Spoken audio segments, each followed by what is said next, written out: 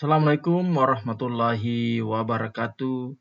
Jumpa lagi bersama dengan saya Nars Hasrul Eskap MMKes pada channel Lontara, pastinya mengedukasi.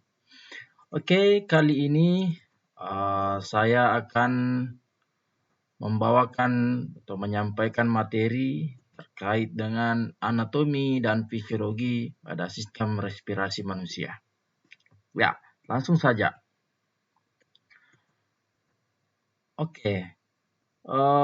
Sebelum terlalu jauh mempelajari anatomi fisiologi pada sistem pernapasan, pastinya kita harus satu persepsi, ya, atau kita mengetahui pengertian dari pernapasan dan atau respirasi itu sendiri.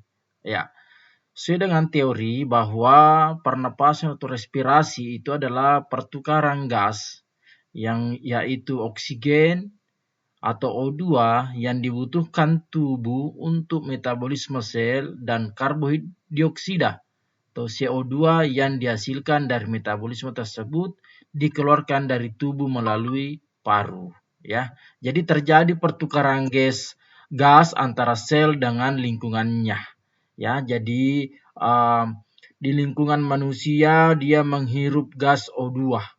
Nah, kemudian terjadi proses metabolisme dan menghembuskan karbon dioksida atau CO2. Nah, itu ya. Jadi anak-anakku sekalian, para penonton harus pahami bahwa proses pernapasan yaitu terjadi pertukaran gas, ya, yang dimana kita hirup adalah gas oksigen O2, kemudian yang kita hembuskan atau dikeluarkan adalah gas CO2. Makanya pada saat situasi pandemi, ya, kita menggunakan masker itu jangan terlalu lama, ya, karena kenapa? Di saat mulut kita menghembuskan CO2 namun kita menggunakan masker, tentunya yang dihirup oleh hidung kita adalah gas-gas dari CO2 tadi, ya. Oke, makanya ya jangan terlalu lama juga menggunakan masker, ya. Oke. Nah, ini 7 alat pada sistem pernapasan yang akan kita pelajari lebih detail, ya. Yang pertama adalah rongga hidung, ya, rongga hidung. Anak-anakku sekalian sudah bisa pahami dengan membaca dan melihat dengan jelas gambar dari rongga hidung ini, ya. Seperti inilah anatomi fisiologi pada hidung manusia, ya, pada hidung manusia. Jadi di sini udara masuk, ya, kemudian diproses dari berbagai alat-alat pada rongga hidung, ya, mulai dari lapisan selaput lendir, kemudian kelenjar sabacea dan kelenjar sudorifera, ya. Ini semua memiliki fungsi. Kemudian bulu hidung, ya, ini rambut-rambut hidung, ya, ini yang pendek dan tebal, ya, ini juga memiliki fungsi, ya. Kemudian juga terdapat konka, ya, konka ini memiliki banyak kapiler, ya, memiliki banyak kapiler dengan fungsi menghangatkan udara yang masuk, ya, ketika kita berada di satu tempat yang cukup panas. Dan tentu kan kita menghirup udara, ya, bernapas, maka udara yang masuk atau O2 yang masuk ke dalam tubuh manusia itu tetap hangat karena adanya fungsi dari organ-organ konka. Ya. Selain dari proses pernapasan yang dilakukan, hidung juga ini merupakan indera pembau, ya, indera pembau yang sangat sensitif, ya. Saking sensitifnya terkadang kita bau itu datangnya dari jauh, ya. Namun kita sudah bisa mencium baunya. Ya, karena begitu sensitif dari organ hidung manusia ini. Oke. Nah, yang kedua adalah faring, ya, faring. Terlihat pada gambar, ya, ini merupakan persimpangan antara saluran makanan yaitu osofagus yang kemarin di sistem pencernaan ya, di bawah setelah bibir atau mulut ya turun ke bawah itu kerongkongan, dan saluran respirasi atau trakea ya, respirasi atau trakea. 3 bagian faring ya yang anak-anakku harus pahami. Yang pertama adalah nasofaring, daerah faring yang membuka ke arah rongga hidung, kemudian orofaring membuka ke arah rongga mulut, kemudian laryngofaring ini membuka ke arah laring. Pada bagian belakang faring posterior atau ya, jadi bagian belakang itu adalah posterior, terdapat laring atau tekak, tempatnya terletak pita suara. Masuknya udara melalui faring akan menyebabkan pita suara bergetar dan terdengar sebagai suara ya. Nah, ini trakea ya, ini trakea ya.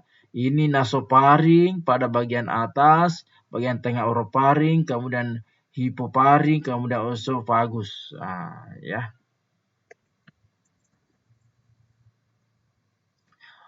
Makan sambil berbicara itu dapat mengakibatkan makanan masuk ke saluran pernapasan.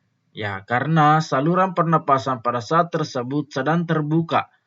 Walaupun demikian, saraf kita akan mengatur agar peristiwa menelan itu dan bernapas dan berbicara tidak terjadi bersamaan, sehingga mengakibatkan gangguan kesehatan. Ya, maksudnya tidak mengakibatkan gangguan kesehatan.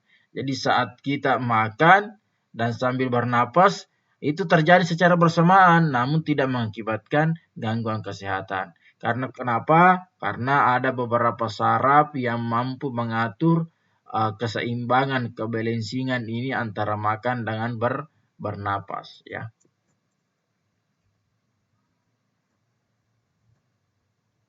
Nah, yang ketiga adalah laring. Oke ya, ini hidung. Kemudian yang bagian kedua ya, maaf tadi yang bagian kedua faring ya, kayak dia faring, kemudian ini laring ya. Posisinya terletak di bawah faring dan merupakan pangkal tenggorokan ya, pangkal tenggorokan ya, bagian bawah. Tersusun oleh tulang rawan, fungsinya menyalurkan udara dari faring ke trakea. Terdapat glotis atau bagian atas laring. Glotis akan menutup oleh jaringan penutup bernama epiglotis saat ada makanan yang lewat. Nah, inilah epiglotis yang akan menutup secara otomatis apabila ada makanan yang kita telan ya. Nah, ini ya. Jadi ini prosesnya ya. Jadi proses pernapasan masuk melalui hidung kemudian turun ke faring dan melalui sampai ke laring sampai pada paru-paru ya. Nah, kalau makanan juga masuk dari bibir ya, mulut, kemudian terjadi penutupan secara otomatis oleh epiglotis, sehingga tidak terjadi gangguan pada masalah kesehatan manusia apabila proses makan dan bernapas terjadi secara bersamaan. Laring juga disebut sebagai kotak suara karena memiliki pita suara. Ya, memiliki pita suara. Jadi posisi atau letak pita suara itu berada di laring. Nah, ini juga penting anak-anakku sekalian masukkan dalam kesimpulannya. Ya. Karena saya periksa beberapa tugas itu kebanyakan ya mirip ya.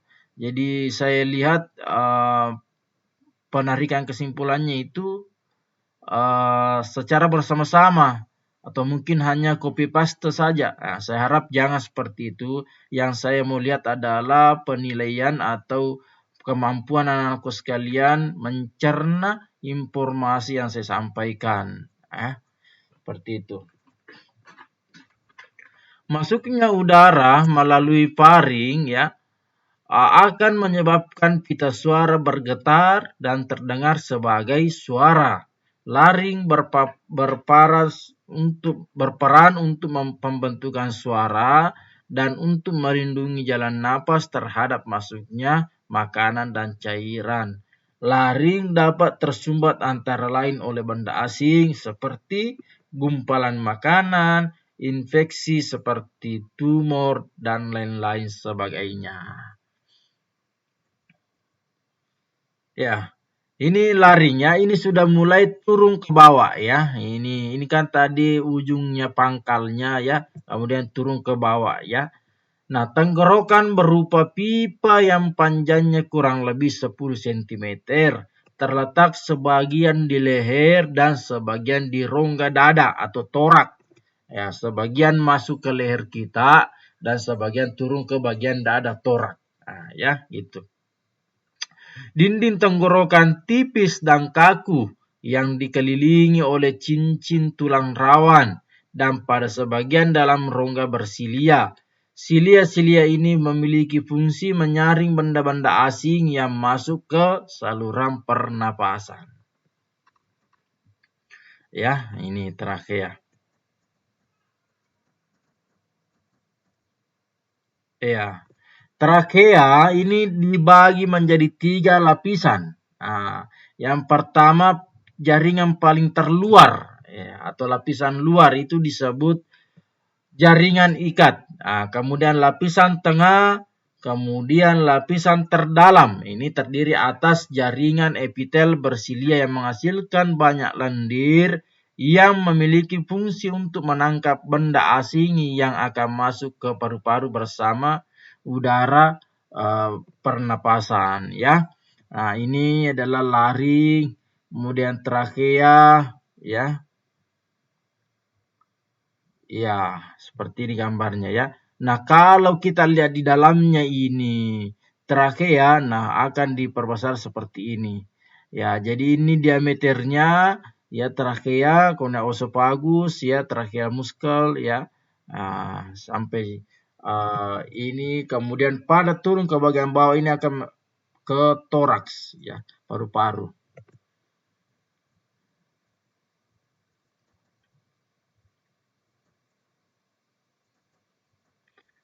Nah,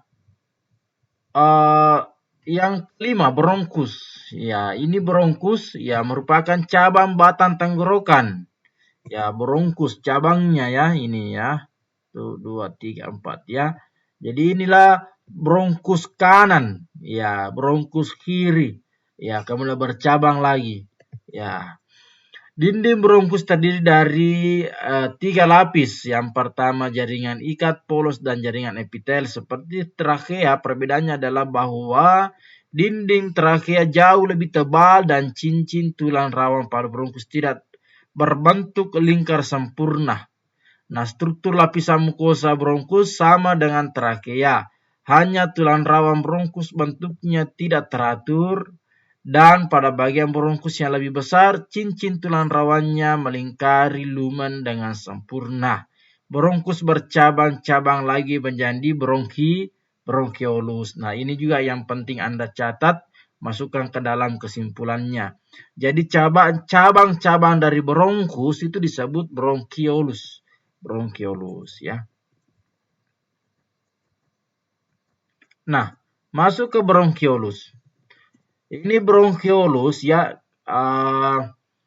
pencabangan ya. Ibaratnya kalau kita menganalogikan dengan ranting kayu ya atau pohon ya, kita lihat beberapa cabang-cabang. Nah, cabang-cabang inilah yang diibaratkan dengan bronchiolus masuk ke dalam paru-paru manusia ya.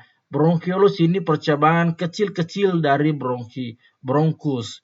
Sel-sel epitel bersilia pada bronchiolus berubah menjadi sisik epitel. Ya, jadi sel-sel epitelnya berubah menjadi sisik epitel. Pada bronchiolus sudah tidak terdapat cincin tulang rawan. Ya, sudah tidak ada cincin tulang rawan.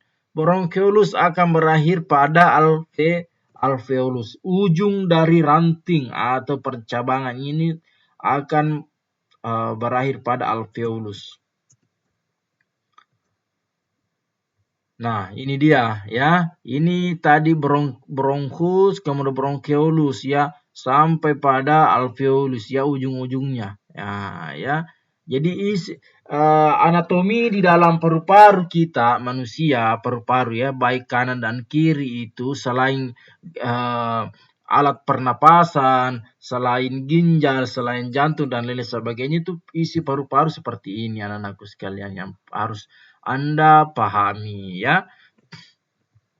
Trakea, kemudian bronkus, kemudian bronchiolus ya. Ini ada kanan dan ada kiri, lobus kanan.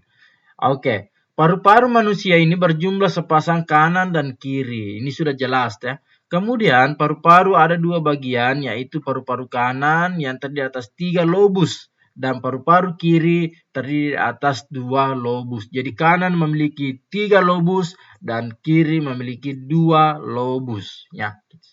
Oke, saya lanjut. Paru-paru yang dibungkus oleh 2 selaput yang tipis seperti yang disebut pleura. Selaput bagian dalam yang tidak langsung menyeliputi paru-paru disebut pleura dalam, pleura pisceralis, dan selaput yang menyeliputi rongga dada yang bersebelahan dengan tulang rusuk disebut pleura luar.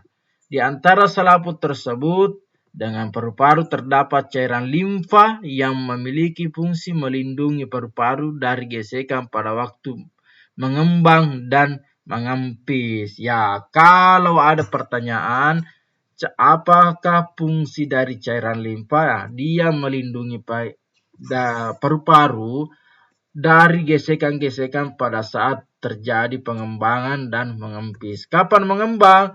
Ya, saat kita menghirup udara. Menginspirasi kemudian mengekspirasi ya, menghirup CO2 kemudian mengeluarkan CO2. Nah, cabang terakhir dari bronchiolus tadi itu alveolus ya, ini ujungnya. Alveolus itu di dalam paru-paru terdapat kantong-kantong udara sebagai tempat difusi gas atau alveolus. Permukaan alveolus ini dilengkapi kapiler darah sehingga memungkinkan terjadinya difusi gas. Ini merupakan saluran akhir dari sistem pernapasan. Alveolus berupa gelembung-gelembung udara. Pada bagian alveolus ini terjadi pertukaran oksigen dari udara bebas ke sel-sel darah dan karbon dioksida dari udara ke udara bebasnya. Jadi dari oksigen dari udara bebas yang kita hirup di lingkungan kita, yang meskipun dengan suasana atau cuaca yang panas, itu dihirup dan melalui 7 tadi proses, melalui 7 organ tadi ini sampai pada alveolus, maka diubahlah menjadi ke sel-sel darah. Kemudian karbon dioksida itu dari sel-sel darah dibuang ke udara bebas ya. Jadi terjadi proses pertukaran gas. Pertukaran ini terjadi secara difusi yang berhubungan dengan kapiler-kapiler darah. Maksudnya difusi adalah secara otomatis dengan berbagai kapiler-kapiler darah. Pada paru-paru terdapat kurang lebih 300 juta alveolus ya. Jadi bukan hanya 1 atau 2 alveolus yang memiliki kerja fungsi seperti itu ya, kurang lebih 300 juta. Itulah yang membantu kita bernapas sampai dengan saat ini.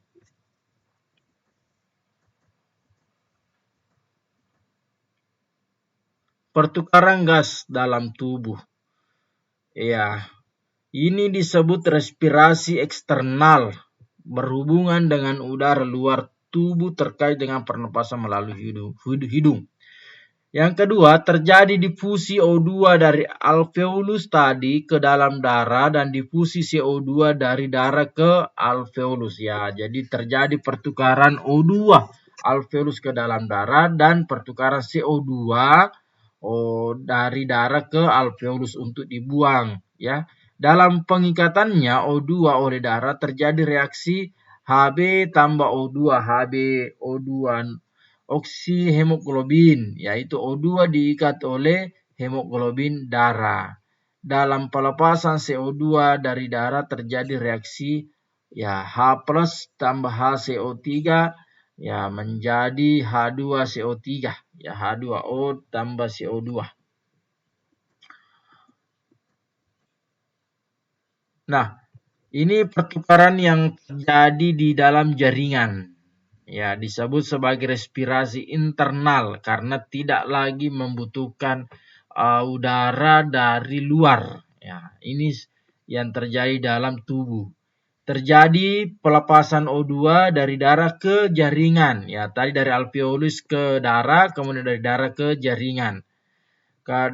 Kemudian dalam pelepasan O2 dari darah terjadi reaksi oksihemoglobin, ya, pelepasan oksi. Dalam pengikatannya CO2 dari jaringan, ya sama.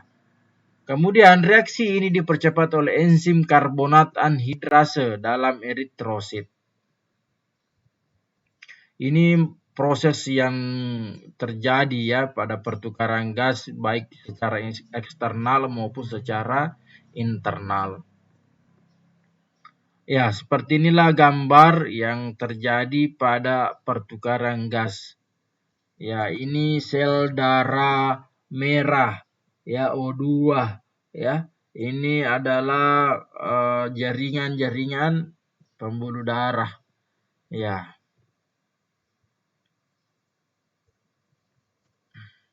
Proses pertukaran oksigen dari alveolus ke dalam darah dan setelah berada di darah, oksigen dibawa ke sel-sel tubuh yang membutuhkan.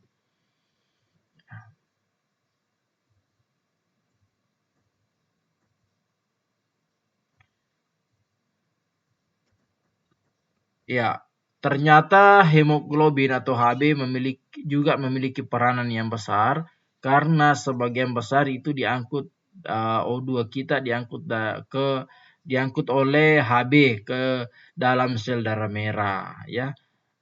Ya.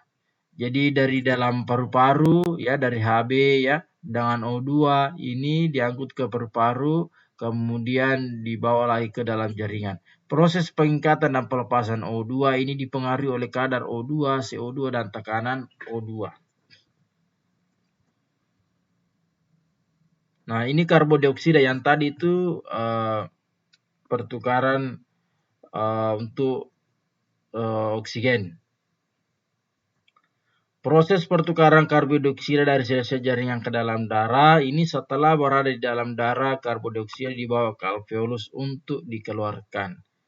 Dikeluarkan ya.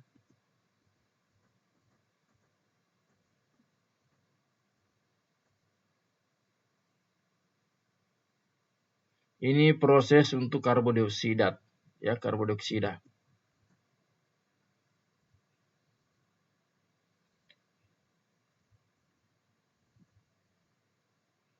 Oke.